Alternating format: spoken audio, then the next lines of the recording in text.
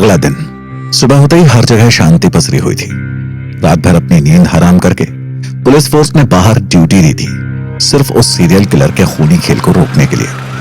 तभी वो police jeep police station के आगे रुकी और अचानक शिंदे की नजर पुलिस स्टेशन के ठीक बाहर रखी बोरी पर गई। वो जीप से उतरकर सामने उस बोरी की तरफ गया ही था कि तभी पीछे से वीर सिंह की आवाज आई। सर रुक जाइए, उस बोरे में कुछ भी हो सकता है, बॉम्ब भी, पुलिस स्टेशन उठ जाएगा सर, ऐसा मत करिए। Shut up Veer Singh. शिंदे उस बोरे के पास पहुंचा और उसे खोलने लगा। पीछे से बाकी की पुलिस फोर्स भी अपनी अपनी ड्यूटी लोकेशन से वापस आने लगी थी। शिंदे ने उस बोरे को जैसे ही खोला वो डर कर पीछे हट गया। उसने अपने सिर पर आया पसीना पोंछा और पीछे खड़ी पुलिस फोर्स की तरफ देखा। तभी पीछे से एसपी अनिल राठी की गाड़ी आकर रुकी और शिंदे को यूं घबराया हुआ देखकर वो अपनी गाड़ी से उतरे और वीर सिंह से बोले, क्या हुआ वीर सिंह? शिंदे इतना घबराया हुआ क्यों है? हमको क्या पता सर, शायद उस बोरे में सच में कोई बॉम्ब भी है। हमको तो लग रहा है ये पुलिस स्टेशन बस उड़ने वाला है। शिंदे सर भी पीछे नहीं हट रहे, पुलिस स्टेशन के साथ साथ कहीं वो भी ना उड़ जाए। एसपी राठी ने वीर सिंह की बातों को इग्नोर करके शिंदे की तरफ कदम बढ़ाए। क्या हुआ शिंदे, तुम इतने घबराए हुए क्यों? आखिर ऐसा क्या देख लिया तुमने? शिंदे घबराए लहजे में बोला, आप ही देख लीजिए सर। एसपी राठी ने शिंदे की बात सुनकर उस बोरे की तरफ कदम बढ़ाए और उस बोरे के अंदर झांका, जिसमें उन्हें 4 हथेलियों के बीच में एक सर रखा मिला, जिसकी दोनों आंखें फूटी हुई थी। दोनों गाल लगभग कान तक कटे हुए थे। पूरा चेहरा खून से सना हुआ था, सिवाय माथे के, जिसमें चले हुए अक्षरों में टैडी लिखा गया था। कुछ ही देर बाद पुलिस स्टेशन के आगे मीडिया की भीड़ लग गई। हर जगह बस एक ही खबर थी कि पुलिस स्टेशन में कोई लाश के टुकड़े छोड़कर चला गया और पुलिस हाथ पे हाथ रखकर बैठी रही।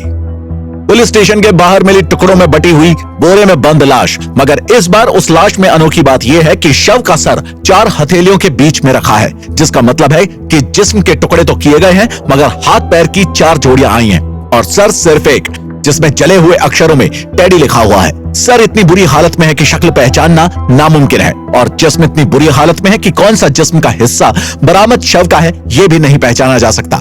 इसका आखिर क्या मतलब हो सकता है? क्या इसका मतलब एक और खून हुआ है? मगर खून हुआ है तो कहां है उस दूसरे इंसान का बाकी बचा हुआ शरीर?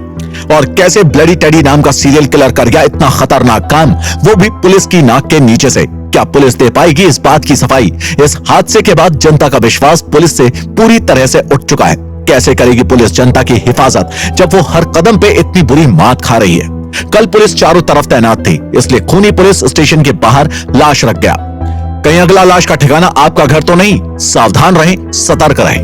ये न्यूज शहर के लगभग हर एक टीवी चैनल पर चल रही थी। लोगों के अंदर दहशत घर कर चुकी थी। सब लोग रात का सोचकर डरे हुए थे। एसपी अनिल राठी सारी पुलिस फोर्स को लताड़ रहा था।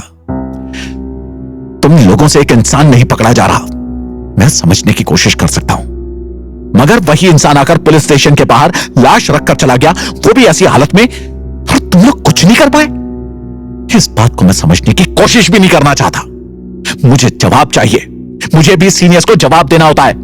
थूक रही है शहर की जनता पुलिस के नाम पर। ढूंढो उस किलर को, वरना लोगों की नजरों में पुलिस का बस नाम ही रह जाएगा। वहीं दूसरी तरफ विहान भारद्वाज के घर में विहान की मां शांति देवी परेशान थी। वो विहान को फोन लगाते हुए बोली, ये लड़का फोन क्यों नहीं उठा रहा है? शहर में इतना सब कुछ चल रहा है और ये बेफिक्र होकर अपनी ही धुन में घूम रहा है। कल से गायब है, पता नहीं कहां होगा। तभी पीछे से भारद्वाज मेंशन की एक मेड आकर बोली, मैडम आज से हम रात होने से पहले अपने घर के लिए निकल जाया करेंगे। क्या मतलब रात होने से पहले निकल जाया करोगी? यहां इतने सारे काम होते हैं, ऐसा कौन सा काम आ गया तुम्हें? मैडम शहर में इतना सब कुछ चल रहा है, रोज मौतें हो रही हैं, हम लोग कैसे रात में काम कर सकते हैं? हम मतलब और भी नौकर रात होने से पहले जाना चाहते हैं? तुम लोगों को यहां काम करने के पैसे मिलते हैं और तुम यहां मनमानी कर रहे हो? मैडम आप जो चाहे समझ सकते हैं, मगर हम अपनी जान का खतरा नहीं उठा सकते। दफा हो जाओ यहां से। मेड वहां से बिना कुछ बोले ही चली गई। उसी मेड के पीछे घर के कुछ और नौकर भी बाहर चले गए। शांति देवी को इस वक्त काफी गुस्सा आ रहा था। उन्होंने गुस्से में मिस्टर भारद्वाज को कॉल लगाया और पूरी सिचुएशन के बारे में बताया। बेवकूफ औरत, तुम्हें पता भी है इस वक्त शहर की हालत क्या है? ऑफिस के सारे एम्प्लॉइज हाफ डे के लिए अप्लाई करके चले गए हैं क्योंकि गवर्नमेंट ने इसकी परमिशन दी है। मैं वैसे ही काफी परेशान हूं, ऊपर से तुमने और तुम्हारे बेटे ने नई मुसीबत मेरे सर पर डाल दी है। अब मेरी बात ध्यान से सुनो, या तो जितने भी नौकर बचे उनका घर पर रहने का इंतजाम करवाओ या फिर खुद काम करो। मैं आज पूरी रात ऑफिस में ही रुकूंगा। ये कहकर मिस्टर भारद्वाज ने कॉल कट कर दिया। तभी उनके कैबिन के दरवाजे पर किसी के नॉक करने की आवाज आई, जहां उनका सेक्रेटरी विशाल खड़ा था। आओ विशाल। अच्छा वो तुम नहीं गए? तुम्हें पता ही होगा आज कल इतनी इंपॉर्टेंट मीटिंग है और सारे एम्प्लॉयज जा चुके हैं। ये कुछ फाइल्स हैं, इन्हें तुम।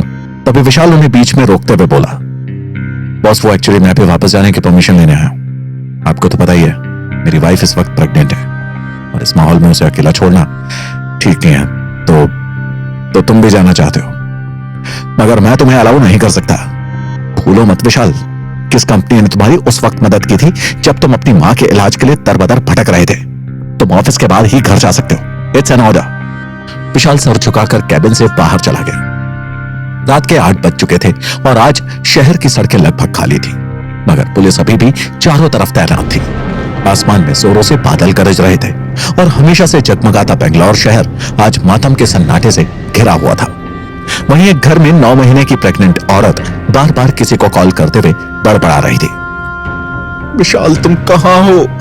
बाहर इतना बुरा माहौल है, ऊपर से तुम अभी तक गायब हो और फिर इस मौसम में नेटवर्क इशू। काम डाउन साक्षी, वो आता ही होगा, बस आता ही होगा। भगवान मेरे विशाल की प्लीज रक्षा करना। तभी अचानक बादल गरजा और लाइट्स ऑफ हो गई। पूरे घर में अंधेरा छा गया और साक्षी डर से पैनिक करने लगी। इसी घबराहट में उसे अचानक लेबर पेन शुरू हो गया।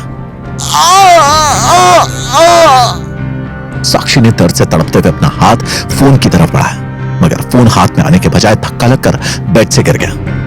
विशाल प्लीज जल्दी से घर पर आ जाओ प्लीज। साक्षी जैसे तैसे बेड के नीचे उतरी और फोन पकड़कर एक बार विशाल को कॉल मिलाया, मगर कोई फायदा नहीं हुआ। उसने एम्बुलेंस का नंबर डायल किया, फिर हॉस्पिटल का। रिंग जाती रही मगर उठाने वाला कोई नहीं था। वो जमीन में रेंगती हुई कमरे से बाहर आने लगी। उसने दीवार के सहारे खड़े होने की कोशिश की और सीढ़ियों की तरफ जाने लगी, पर तभी अचानक उसके घर का दरवाजा जोर जोर से बजने लगा, जैसे कोई अपनी पूरी ताकत से दरवाजा पीट रहा हो। और साक्षी का घबराहट की वजह से पैर फिसला और वो सीढ़ियों से लुढ़कती हुई पेट के बल नीचे जा गिरी।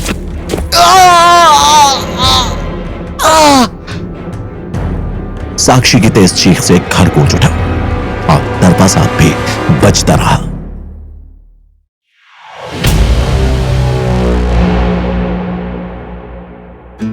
रात का पहर खत्म हुआ और सुबह होते ही सबने चैन की सांस ली, मगर पुलिस को अब भी पूरी तरह यकीन नहीं था कि आज भी कोई मर्डर नहीं हुआ। सुबह 9 बजे तक एक भी मर्डर की न्यूज नहीं आई। तब जाकर पुलिस को विश्वास हुआ कि मौत का तांडव एक दिन के लिए ही सही मगर टल चुका है। वीर सिंह जरा न्यूज चैनल लगाओ, जरा देखें कि आज पुलिस की कामयाबी को लेकर एंकर साहिबा कैसे बताती है। यस सर, अभी लीजिए। शिंदे हंसकर टीवी स्क्रीन की तरफ देख रहा था, इस उम्मीद में कि कल जैसे उस लेडी एंकर ने उसको और पुलिस डिपार्टमेंट को निकम्मा और नाकारा साबित किया, वो आज कैसे उनके बारे में बकवास कर पाएगी। मगर न्यूज सुनकर उसका चेहरा गुस्से से लाल हो गया। Reporting crime news. पुलिस ने रात भर सख्त पहरा देकर शायद मर्डर होने से बचा लिया, मगर पुलिस पब्लिक की नजरों में एक बार फिर बुरी तरह से फेल हो गई। जी हां, कल हॉस्पिटल्स में 8 पेशेंट्स की मौत हो गई क्योंकि उनका इलाज करने के लिए डॉक्टर्स अवेलेबल नहीं थे। दहशत इतनी बढ़ चुकी है कि लोगों को बचाने वाले डॉक्टर्स भी सुरक्षित महसूस नहीं कर पा रहे।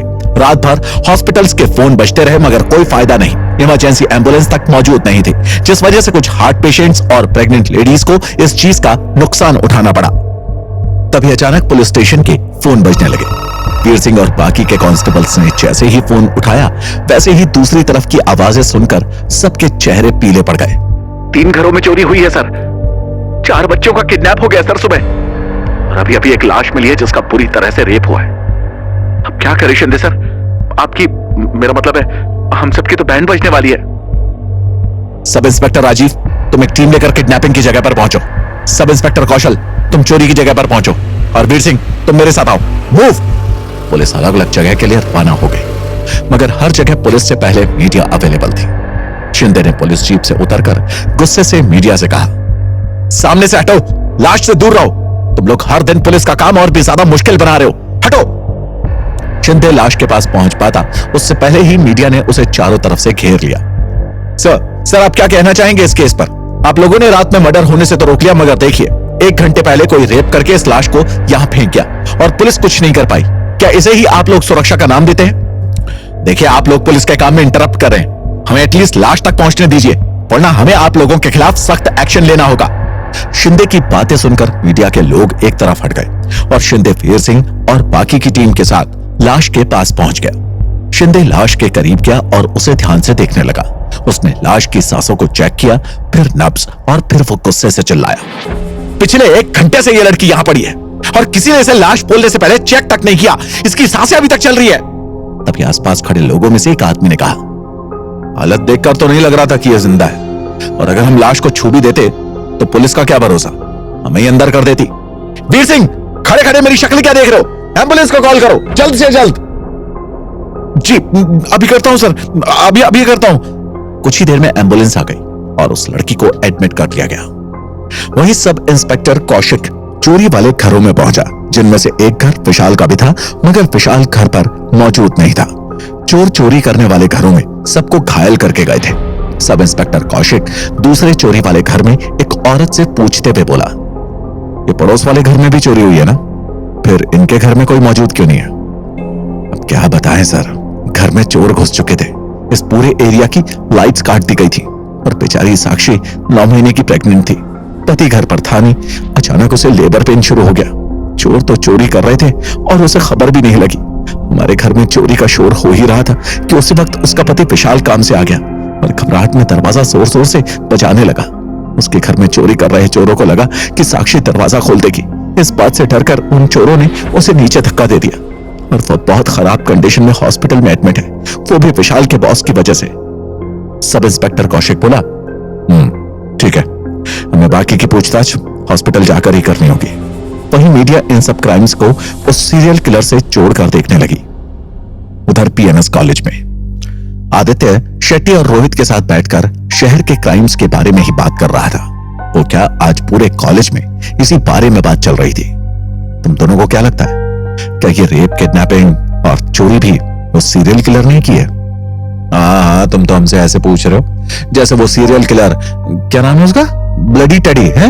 हाँ, वो क्राइम करने से पहले हमें तो बता कर जाता है कि मैं आज यहाँ इस जगह पर ऐसे ऐसे मर्डर करूंगा, चोरी करूंगा और अब रेप भी। मैं किससे पूछ रहा हूं यार, तुम बताओ शेट्टी ब्रो, तुम्हें क्या लगता है? मुझे नहीं लगता, क्योंकि कल हुए क्राइम्स में ब्लडी टेडी जैसा स्टाइल नहीं है। मुझे तो लगता है कि शायद बाकी के क्रिमिनल्स ने ब्लडी टेडी के नाम का फायदा उठाया है। पॉइंट तो है। देखा रोहित, इसे कहते हैं सीधी बात नो बकवास ना। तभी अचानक कहीं से सीनियर बॉयज का ग्रुप उनकी तरफ आया और अचानक उनमें से बीच में खड़े लड़के ने आदित्य की कॉलर पकड़कर उस पर हाथ उठा दिया। इसी के साथ पीछे से एक लड़की भागती हुई आई। विक्की, तुम क्या कर रहे हो? क्यों तमाशा बना रहे हो? उसे छोड़ो उसे। मैं क्या कर रहा हूं? मैं वही कर रहा हूं जो एक बॉयफ्रेंड को करना चाहिए। तुम्हारी हिम्मत कैसे हुई मेरे पीठ पीछे से लव लेटर देने की, और इसकी हिम्मत कैसे हुई उस लेटर को छूने की? हाँ, जैसे जिंदा मार दूंगा। इस गलतफहमी से बाहर निकलो कि तुम मेरे बॉयफ्रेंड हो, और दूसरी बात, तुम मेरा तमाशा नहीं बना सकते ऐसे सबके सामने। विक्की ने उस लड़की की बात को पूरी तरह से इग्नोर कर दिया और वापस आदित्य को मारने के लिए हाथ उठा दिया, मगर तभी अचानक किसी ने उसका हाथ इतनी जोर से पकड़ा कि वो अपने हाथों को हिला तक नहीं पाया। रोहित और आदित्य शेट्टी को उस विक्की का हाथ पकड़े देख घबरा गए। शेट्टी, जो अक्सर शांत रहने वाला इंसान था, आज उसकी आंखों में गुस्सा देखकर सब हैरान थे। शेट्टी, तुम इस मैटर में मत पड़ो, ये बहुत बड़े घर से है और तुम स्कॉलरशिप पर आए हो इस कॉलेज में। तुमने कुछ भी किया तो तुम्हें इस कॉलेज से निकाल दिया जाएगा। प्लीज दूर रहो। स्कॉलरशिप? हाँ, तुम्हें पता है मेरे डैड को एक कॉल, सिर्फ एक कॉल होगी और तुम इस कॉलेज से बाहर। इसलिए मेरा हाथ छोड़ो। तुम में और मुझ में जमीन आसमान जितना फर्क है। शेट्टी अपनी आंखों का गुस्सा हटाते हुए बोला, सही कहा तुमने, तुम में और मुझ में जमीन आसमान का फर्क है। मैंने ये स्कॉलरशिप अपने दम पर हासिल की है और तुम्हें इस कॉलेज में एडमिशन तुम्हारे डैड की खैरात से मिला है। अगर हिम्मत है तो खुद को सही साबित करो और मुझे छूटा, और देखना मैं तुम्हें तुम्हारे चैलेंज में हरा कर दिखाऊंगा। और अगर तुम ये चैलेंज एक्सेप्ट नहीं कर सकते तो चलते बनो अपने चमचों को यहां से लेकर। विक्की ने गुस्से से कॉलेज कैंपस की तरफ नजरें घुमाई, जहां लगभग आधे से ज्यादा कॉलेज इकट्ठा हो चुका था। ठीक है, मुझे रेसिंग में हरा कर दिखा, मैं मान जाऊंगा कि तुम मुझसे ज्यादा बेहतर है, और अगर नहीं साबित कर पाए तो चले जाना इस कॉलेज से बिना किसी को शक्ल दिखाए। शटी नहीं, ये तो मैं फंसा रहा है। ये एथलीट्स में चैंपियन है। शटी शटी शटी नहीं।